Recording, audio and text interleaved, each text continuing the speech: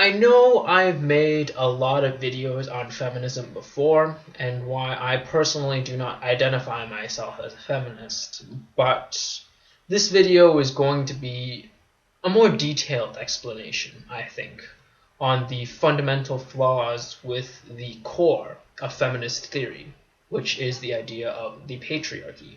So what is the patriarchy? Well, I will define it here as a system which seeks to oppress women for the benefit of men. And this is a system that is present in all areas of our life, whether it be political, legal, education, through just basic social norms and values, stuff like that. Now, whether or not the feminist in question believes that men have created the patriarchy and are maintaining it as a sort of conspiracy against women, or maybe they just believe that it was a product of natural inequalities and that's what led to the patriarchy, is highly dependent upon the feminist in question. Feminists also may not necessarily say that all men just try and oppress women, or that the patriarchy essentially always benefits men. Maybe they will concede that there are certain parts of the patriarchy that do benefit women at the expense of men, which might be labeled under benevolent sexism.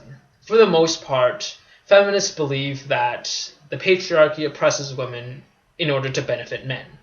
So why do I see this as a problem, and a very major problem with feminist theory? Well, the first thing is that feminists will often cite various areas where they feel that they are oppressed. It's things like the wage gap, things like how there are certain areas of work that are male-dominated, stuff like that. And the first thing is that I have to concede I don't know the statistics and the numbers behind all areas of work and all areas of life where women are being oppressed, but I am absolutely sure that there are women being oppressed somewhere in this world somehow. You hear it on the news all the time. You see examples of real oppression happening right before your eyes, just daily on the news. I know this stuff happens, but at the same time, can we really attribute it to a system that benefits men at the expense of women? I wouldn't come to that conclusion, at least not immediately. And the reason is because I don't think that's good enough.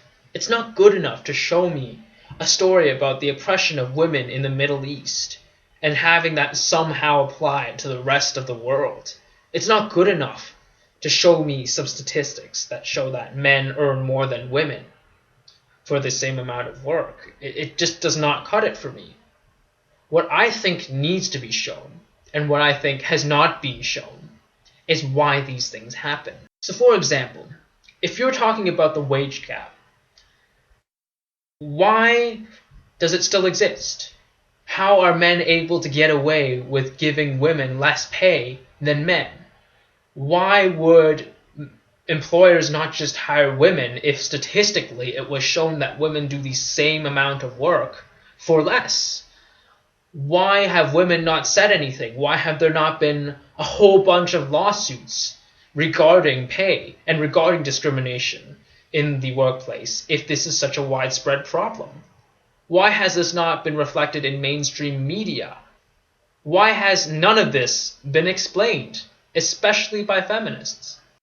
So, using the wage gap example once again, what would I like to see from feminists? Well, let's just say they might argue that the wage gap exists because women feel that they cannot approach authority because the authority is biased against women. To which I would say, okay, maybe show a few panel studies, show a few objective examinations of several major workplaces in America or in Canada or anywhere else in the world. Show me some statistics regarding law, maybe, about the settlements between employers and employees, especially regarding wage discrimination. I would like to see some of that empirical evidence, and to be honest, I don't think I've seen it. Secondly, just look at the black population here in North America. They still face a lot of discrimination today. There's a whole lot of negative stereotypes regarding African Americans and African Canadians. And yet, way back when, they had their voices heard eventually, and it was enough to essentially change public policy. How hard was it to oppress a very small percentage of North America? Now, how hard do you think would it be to oppress half of the population in a same or similar manner? Thirdly, I really don't think that feminists take a look at the whole picture before they cry out patriarchy. And here's an example of this. Take gender roles. Women are traditionally expected to stay at home, make babies, do all the household chores, and be happy for the role that they're given. Men, on the other hand, are expected to go out and work and be very manly and socialize with his male friends and go home to his wife and kids and then wake up the next day and work. And that he should be happy with the role he's given. So feminists would be quick to complain that women have to face the oppression of the patriarchy due to the fact that they don't get any jobs because of their traditional gender roles. Well, have you ever worked overtime? You know, me and my part-time job, whenever I have to stay and work extra hours, it's not exactly a picnic. So, you think men are happy with their standard fixed roles too? Of course not. Finally, just look how prevalent feminist theory is. There are women's studies courses in almost every university that I know, mine included. Don't have such a thing for men. When you study English, when you study law, when you study philosophy, you look and examine things sometimes from a feminist perspective. You don't consider the perspective of masculinists or men's rights activists or anything like that.